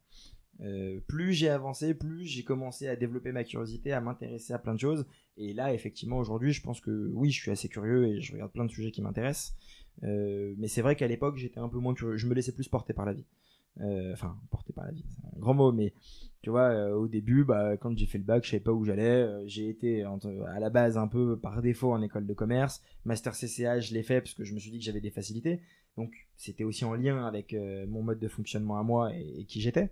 Mais ouais, plus curieux et surtout d'avoir peur de rien. C'est-à-dire que ce que j'ai fait quand on avait, quand j'ai envoyé un mail, pas un mail, mais quand j'ai rajouté sur LinkedIn, je sais plus quoi, j'ai rajouté Alexandre, Arthur et Félix de mémoire, je crois. T'es proactif. C'est d'être proactif et c'est de pas avoir peur. Parce que souvent, en fait, on n'est pas proactif parce que une fois sur deux, on se met des barrières mentales. Et on se dit, tiens, attends, je vais pas faire ça quand même, t'imagines, s'il me répond pas, quelle image il va avoir de moi, est-ce que j'ai le droit de faire ça même? Au pire, il te répond pas et... Voilà, ça n'engage en rien. Et du moment que t'es correct, que t'es cordial et que tu fais rien de mal, au pire des cas, il se dit, bon, voilà, ça me plaît pas son message, ça m'intéresse pas et c'est fini. Et en fait, ce qu'on sous-estime souvent et ce dont je me suis rendu compte, je sais plus où c'était. Si, c'était, j'ai fait parcours de golf, parce que je fais un peu de golf de temps en temps. Il y a de ça, je sais pas, c'était un peu moins d'un mois avec des experts comptables dans une région. Et du coup, j'ai un niveau qui est très variable. Parce que comme j'en fais une fois par an, j'avais un niveau qui était correct. J'étais en handicap assez élevé, mais je me débrouille, quoi. Je fais des coups parfois sympas et des coups un peu moins sympas. Et les gens avec qui j'étais sur le parcours, on était 4, ils étaient hyper bienveillants. Ça veut dire qu'ils me donnaient des conseils, ils me disaient tiens, fais attention à ça, regarde là tu tapes un peu trop fort, tu veux aller trop vite, tiens, relève-toi un petit peu, prends ton temps, respire, sois tranquille. Et en fait, on sous-estime très souvent la bienveillance des gens. Et donc c'est un peu ce que je dirais, je pense à mon moi de 20 ans, c'est n'aie pas peur, sois toujours bien et fais les choses correctement, parce que c'est vachement important et c'est l'image que tu véhicules, c'est toi-même. Donc sois toujours très correct, très cordial et fais les choses correctement, mais n'aie pas peur et n'hésite pas à faire ce que tu as envie et à enfoncer des portes ouvertes s'il le faut, quoi. Surtout, moi, ce que j'aime bien, c'est un peu la citation, si tu veux quelque chose que tu n'as jamais eu, fais quelque chose que tu n'as jamais fait. Il faut sortir aussi de sa zone de confort, tu vois, pour Ouais, très bien dit. des fois faire des choses où on se dit, ah, mais c'est impossible. Par exemple, des gens qui nous écoutent, tu vois, ils peuvent se dire, oh, la fusion-acquisition, mais je pourrais jamais faire ça. Et au final, tu t'es un peu créé toi-même tes propres opportunités en te disant, comme tu le disais, même si t'étais pas forcément sur les projets en interne au cabinet, tu savais qu'il y avait des fusions-acquisitions, des évals qui traînaient par-ci par-là, tu t'intéressais au sujet, comment vous avez fait, quelles sont vos problématiques. Après, t'as choisi de chercher des cabinets dans cette thématique-là. Enfin, ouais, enfin c'est ça, c'est de se rapprocher de ce qui nous intéresse, quoi. Parce que je pense que au final, la vraie chose, c'est que et ça fait un peu vendeur de tapis, mais le plus important, je pense, même si c'est pas d'être multimillionnaire, d'être l'homme le plus connu au monde ou la femme la plus connue au monde, peu importe, mais c'est plus de se lever le matin et d'être content quand même. Je dis pas forcément de tous les jours avoir le grand smile et de se dire waouh, c'est incroyable, mais c'est de se lever le matin et de se dire bon, je suis content. C'est à la fin de la journée, quand tu rentres, de pas se dire putain, fais chier, demain la journée elle recommence, la même, j'ai pas envie, quoi. Vivement le week-end. Voilà, vivement le week-end, c'est ça, c'est l'angoisse du vivement le week-end.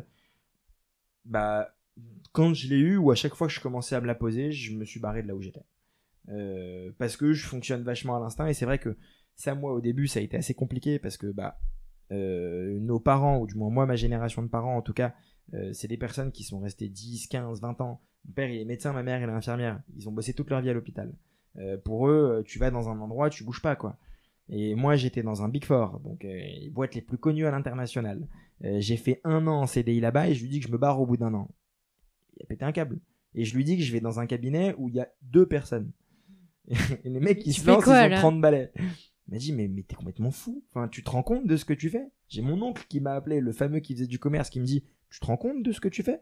Et il a ameuté toute la famille. Et je leur ai dit, bah ouais, c'est ce que j'ai envie. Parce que c'est mon mode de fonctionnement. Et que je sais que si je m'épanouis pas ou que je pense que je peux aller voir autre chose qui est intéressant, bah je vais y aller. Et quitte à ce que ça se passe pas bien, et c'est pas grave, quand l'expérience s'est pas bien passée sur le câble où je devais reprendre, on était 16-17, et bah je suis parti, c'est pas grave. Je pense qu'aujourd'hui on a de la chance, dans cette profession-là en tout cas, de pouvoir trouver du travail assez facilement si on est correct, qu'on fait les choses bien. Encore une fois, c'est vraiment le fondamental. Si tu te barres d'un cabinet au bout de 6 mois et que tu respectes pas le cabinet, potentiellement ça peut se retourner contre toi. Et ça, c'est fondamental. Ça veut dire que si tu donnes une mauvaise image de toi partout où tu passes, c'est pas évident de trouver du boulot derrière. Si par contre tu donnes une bonne image, que tu pars pour des raisons qui sont justifiables et que tu as envie de faire autre chose, tu peux trouver du boulot assez facilement dans la profession. Donc faut pas se mettre de freins et de barrières, quoi. C'est ça. Parce que au final, contrairement à d'autres professions, on a la chance de pouvoir retrouver un taf, même si ce sera pas forcément le taf de nos rêves juste après. Au moins on aura de quoi vivre pendant X mois, le temps de réfléchir à ce qu'on veut faire vraiment. Et... Ok, top. Bah, merci pour ce conseil. Du coup, je passe à la partie question. En quoi ton expérience en Big Four a été enrichissante, parce que c'est un vrai sujet, tu vois, qu'on a souvent quand on choisit son alternance, etc., ou qu'on me demande souvent, c'est est-ce qu'il faut aller en Big ou pas. Moi personnellement, je sais que je pense que ça me conviendrait pas, mais ça peut convenir à des gens. Ouais, je sais pas s'il faut aller en Big ou pas. Je pense que encore une fois, ça dépend de là où tu tombes. Tu peux aller en big et tu peux avoir une super expérience. Moi, honnêtement, je suis très satisfait de mon expérience en big, hein. Je suis pas parti parce que j'aimais pas. Je suis parti parce que je voulais voir autre chose et parce que je pense que je suis un peu instable comme garçon de base.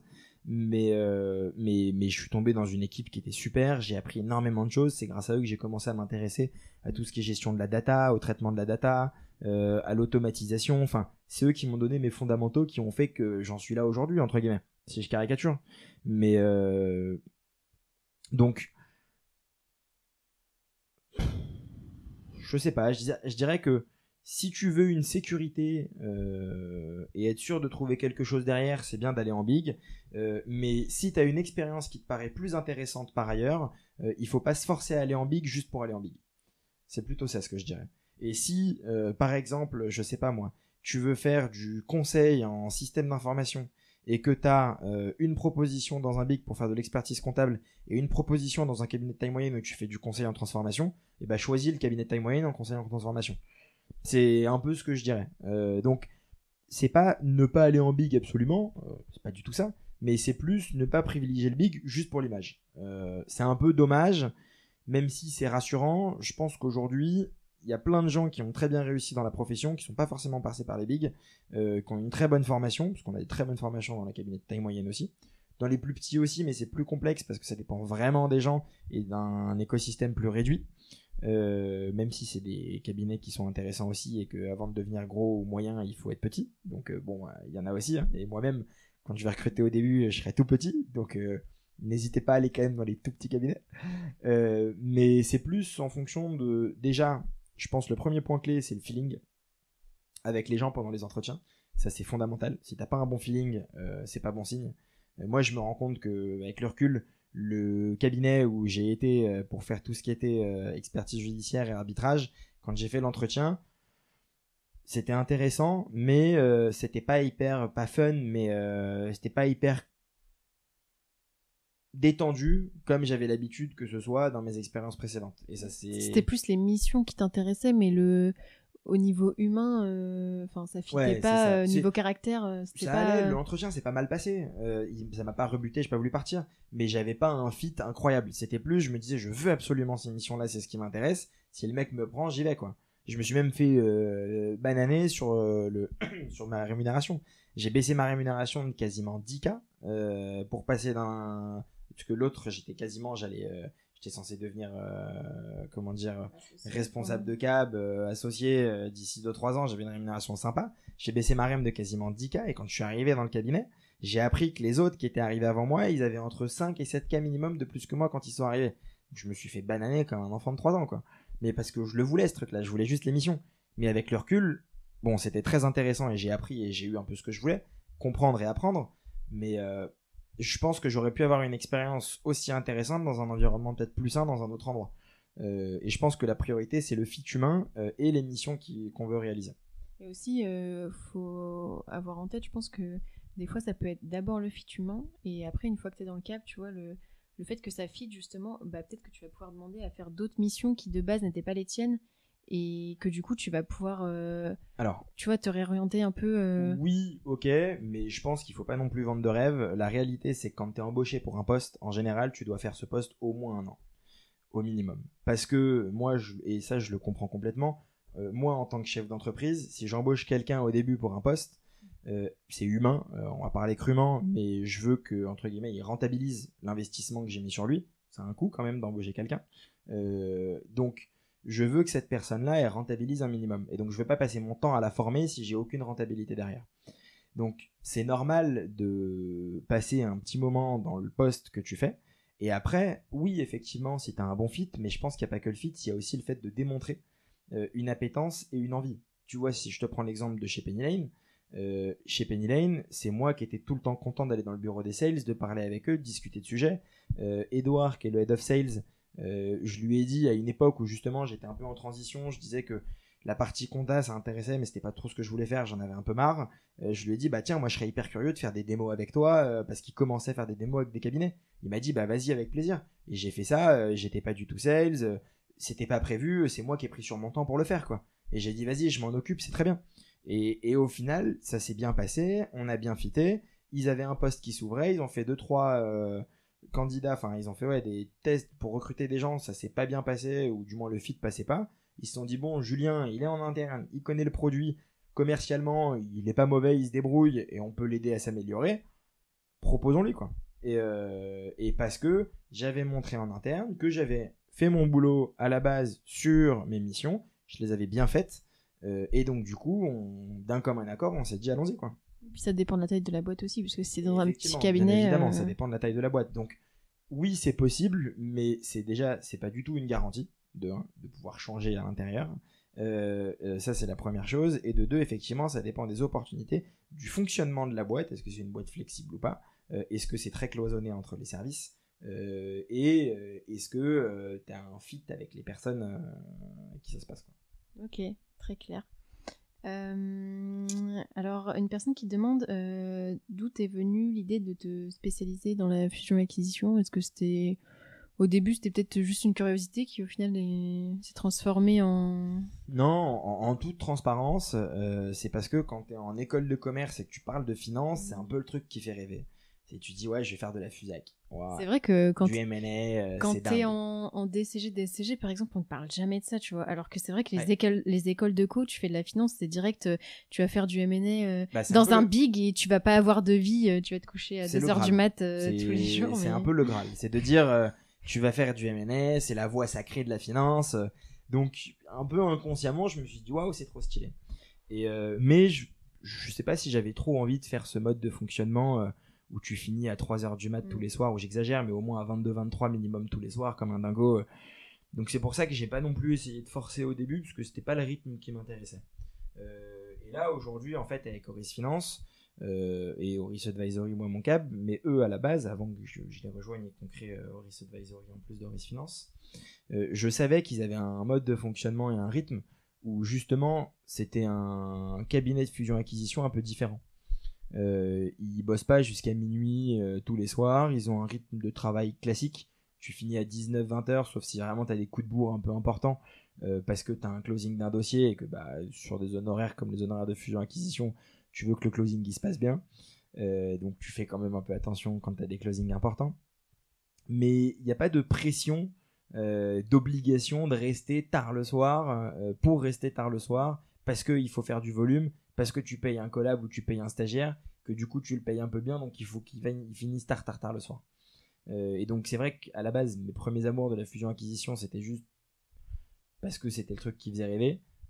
Et ensuite, c'est revenu parce qu'au fur et à mesure de mes expériences, je me suis rendu compte que ce que je trouvais vachement intéressant. Parce que tu analyses des boîtes de manière stratégique et de manière financière, que tu vois différents secteurs d'activité et que t'es là à des moments clés, quoi.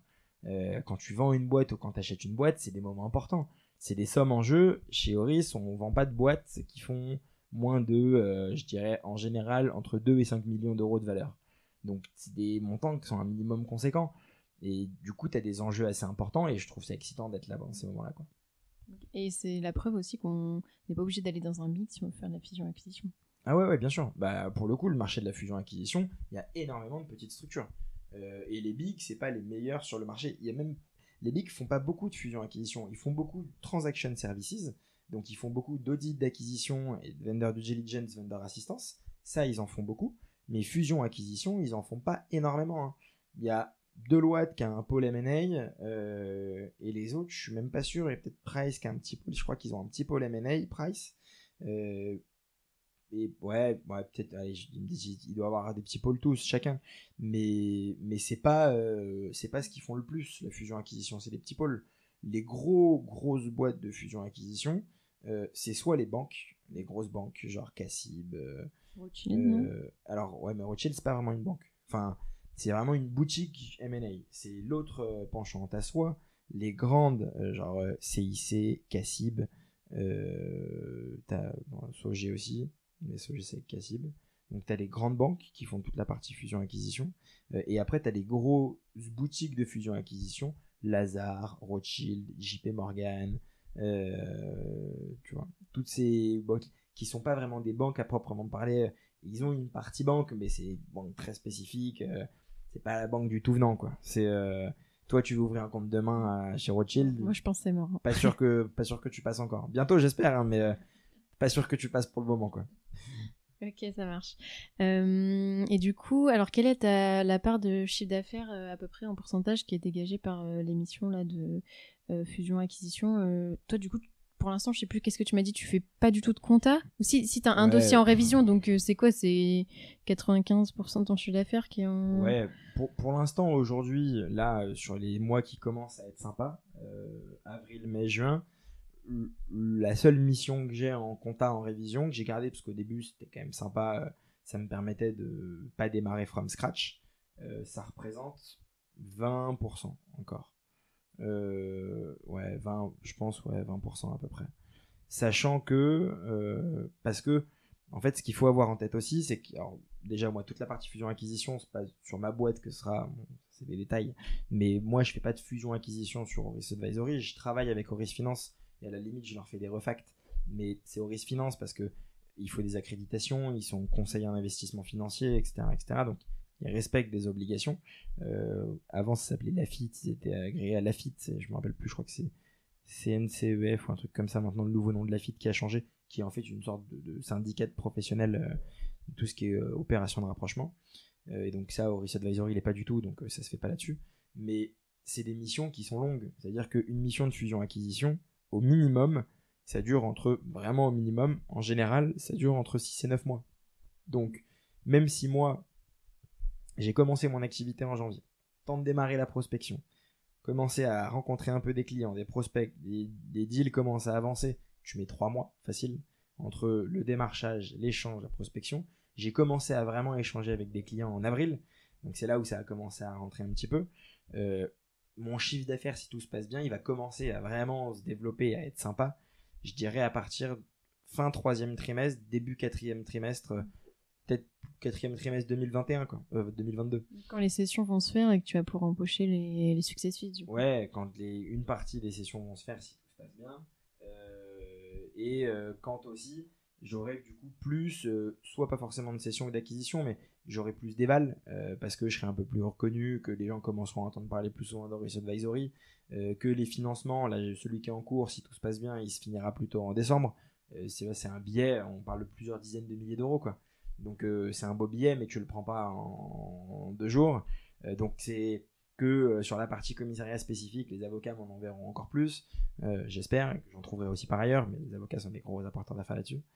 Donc c'est un temps un peu plus long que justement juste avoir, entre guillemets, sans vouloir être caricatural et dénigrant, qu'avoir de la compta et de prendre de la compta en disant à tout mon réseau proche, donne-moi ta compta. Je pense que si j'avais fait ça, j'aurais pu récupérer rapidement au moins entre 5 et 10 000 euros de chiffre d'affaires mensuel.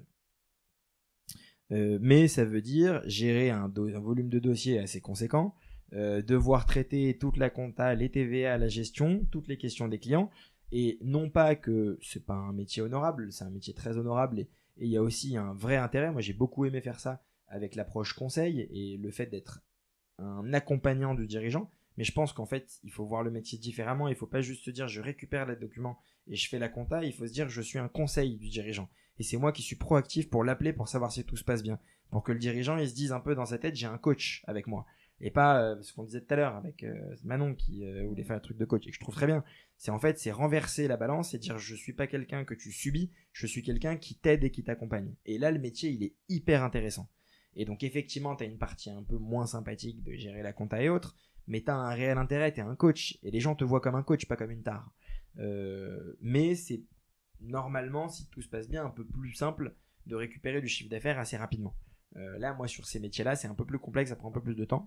Donc, je prends mon mal en patience et si tout se passe bien, on refera un épisode dans 1 an ou 2 où je te dirai j'ai 10 collabs, ça a cartonné, c'est génial. Bah écoute, avec plaisir. Et je me suis rendu compte en me disant qu'en fait, on n'avait pas expliqué ce que c'était des success fees. Donc en gros, c'est des honoraires de succès quand tu es rémunéré en fonction de si l'opération va se faire ou pas. Ouais, c'est ça. En gros, pour faire simple, les success fees, moi j'en ai dans 2 cas, dans les fusions-acquisitions et dans le cadre des financements. Moi j'ai mis aussi des success fees dans le cadre de mes opérations de financement. Si je prends le financement, en gros, quand la personne touche l'argent sur son compte bancaire, je touche mon argent. Et sur les opérations de fusion-acquisition, quand le closing se fait, donc le protocole de cession qui valide le prix de cession et les garanties actifs passifs est signé par les 2 parties, et que du coup il va y avoir l'argent qui va être débloqué de l'acquéreur vers le cédant, c'est là que l'argent rentre et que les honoraires sont validés. C'est ça les success fees. ou aux horaires de succès. Et dernière question du coup pour finir, comment est-ce qu'on peut monter en compétence dans l'évaluation d'entreprise si c'est pas quelque chose qui est réalisé dans notre cabinet et qu'on veut se former, peut-être se spécialiser là-dedans? Est-ce que tu conseilles de changer de cabinet justement parce qu'on veut se former à ça? Est-ce que la formation par exemple que tu fais c'est suffisant? Comment tu ferais? Ouais, je pense que d'abord dans un premier temps il faut se renseigner soi-même avant même d'aller voir, d'aller voir un cabinet qui fait de l'éval. Parce que si demain tu vas voir un cabinet qui fait de l'éval et que tu vas aller voir et que tu leur dis j'ai jamais fait d'éval de ma vie, je veux faire de l'éval, moi je prends pas. Quelqu'un qui me dit j'ai jamais fait d'éval, je sais pas ce que c'est, et apprends-moi je vais faire de l'éval, je le prends pas chez moi. Par contre, quelqu'un qui me dit j'aime beaucoup l'évaluation, ça m'intéresse énormément, j'ai acheté le bouquin du Vernimen, qui est genre le bouquin clé de la partie tout ce qui est analyse financière, une bible, évaluation, diagnostic stratégique, c'est une bible. C'est compliqué de tout lire d'une traite, et l'idée c'est pas de tout lire d'une traite, mais c'est plus de lire des parties et de s'y intéresser. Moi je l'avais acheté notamment pour écrire mon mémoire que j'ai complètement raté pour Dauphine. Mais c'est déjà donc lire beaucoup, lire et se renseigner. Et ensuite, en général, dans le cabinet dans lequel on est, je pense que c'est quasiment impossible qu'il n'y ait pas au moins un rapport d'évaluation quelque part dans le cabinet. Ça me paraît complètement impossible. Parce que dans un cabinet, il y a toujours au moins une boîte qui a mis en place une holding, qui a fait une éval pour valoriser les titres de la boîte qui ont été apportés à la holding. Donc, même si c'est quelque chose qui ne se fait pas dans le cabinet, ça a dû exister. Et donc, c'est à minima essayer de se renseigner dans le cabinet dans lequel on est, trouver les rapports d'éval, comment ils ont été faits, quelle a été la méthodologie pour construire l'évaluation, la structurer. Donc, c'est de 1, se documenter. Et pas juste documenter et lire un article qui fait 300 mots, comment faire une évaluation. C'est se documenter en regardant quelles sont les méthodologies, les spécificités. Tu parlais de décode, c'est comprendre un peu ce que ça veut dire une décode. Déjà, on est sur un niveau assez poussé. Moi, par exemple, quand j'avais voulu faire mon master à Dauphine, j'avais lu un bouquin qui s'appelle Le Thésaurus, qui a été mis en place par une personne, je ne sais plus comment il s'appelle le monsieur, mais c'est une personne qui est hyper calée, qui à la base est ingénieur et a fait énormément de théories sur tout ce qui est valorisation de l'immatériel. Et il te met en place des méthodologies qui sont pas du tout financières en soi à la base, c'est des pondérations en fonction d'impact et de catégories, en fonction de l'immatériel que tu valorises, et quel est l'intérêt. Une marque par exemple, c'est quoi l'important? C'est le nombre de personnes que ça va toucher, la reconnaissance à l'international, etc. etc. Et tu fais une pondération et à partir de ça, tu essayes de valoriser l'immatériel en faisant un mélange entre la pondération et des comparables. C'est un truc très théorique que j'ai jamais utilisé et je sais pas si je l'utiliserai dans ma vie, mais c'est de la culture. Et c'est de la culture d'évaluation, c'est de la culture financière que tu acquiers, et c'est grâce à ça déjà que tu vas pouvoir te former. Ça, c'est le premier point. Ensuite, second point, c'est aller regarder dans ton cabinet. Dans ton cabinet, il y a bien au moins 1 ou 2 rapports d'éval. Bon, s'ils sont tous moisis, malheureusement, t'as pas le choix. Tant pis, il faut que tu fasses autrement. Après, ce que tu peux faire, c'est éventuellement aller dans des associations type l'annexe, ou aller dans des réseaux, il y a des réseaux Discord, je sais pas, le FC Patchouli ou les trucs comme ça, ou échanger sur ton blog, peut-être qu'il y a des endroits où tu peux échanger, pour voir s'il y a des gens qui en font, et échanger avec ces gens-là. Et après, effectivement, l'étape d'après, si vraiment c'est quelque chose qu'on veut faire, et qu'on veut en faire son métier, l'évaluation, ou à minima que ça nous intéresse, qu'on veut faire que ça, ou approfondir à fond, bah, c'est de chercher un cabinet qui fait ça. Et de lui dire, je suis prêt à peut-être pas faire 100% d'éval, parce que c'est pas évident de trouver un cabinet qui fait 100% d'éval, il y en a pas beaucoup. Et ceux qui font ça, ils prennent souvent des gens qui ont déjà fait de l'éval. Malheureusement, c'est un peu le serpent qui se mord la queue. C'est la vie. Mais trouver des cabinets qui en font déjà pas mal, qui ont un département évaluation, et dire bah, j'aimerais bien faire de l'éval, quitte à faire un petit peu de mission à côté et partager mon temps, je sais pas, 70-30, 60-40, 50-50, mais qu'on me garantisse que je fasse de l'éval, quoi. Parce que c'est un sujet qui m'intéresse et que je veux développer. Et montrer qu'au préalable, on a déjà une culture de l'évaluation, une culture financière. Et le diplôme que tu passes là en ce moment, ça peut être justement si on n'a aucune connaissance, ça peut permettre après de postuler pour faire de l'évaluation. C'est que sur Paris ou c'est... Alors c'est un diplôme qui n'est pas donné, c'est une formation complémentaire qui en général est fait par des experts comptables qui sont déjà diplômés, et c'est plus pour améliorer la pratique que vraiment avoir une introduction un peu théorique.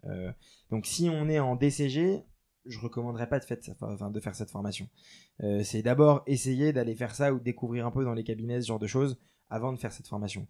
Après, on peut peut-être essayer, hein. Je me rappelle plus des conditions d'accès, s'il faut absolument avoir pratiqué ou pas, mais je crois que ils regardent quand même le CV ils regardent le CV des gens, il y a une lettre de motivation pour expliquer déjà, montrer qu'on a fait un peu d'évaluation, idéalement, parce que des gens qui n'en ont jamais fait, qui savent pas de quoi on parle, ça va être compliqué de suivre parce que il y aura des niveaux assez élevés et que les gens ont déjà fait normalement, donc ils savent de quoi ils parlent.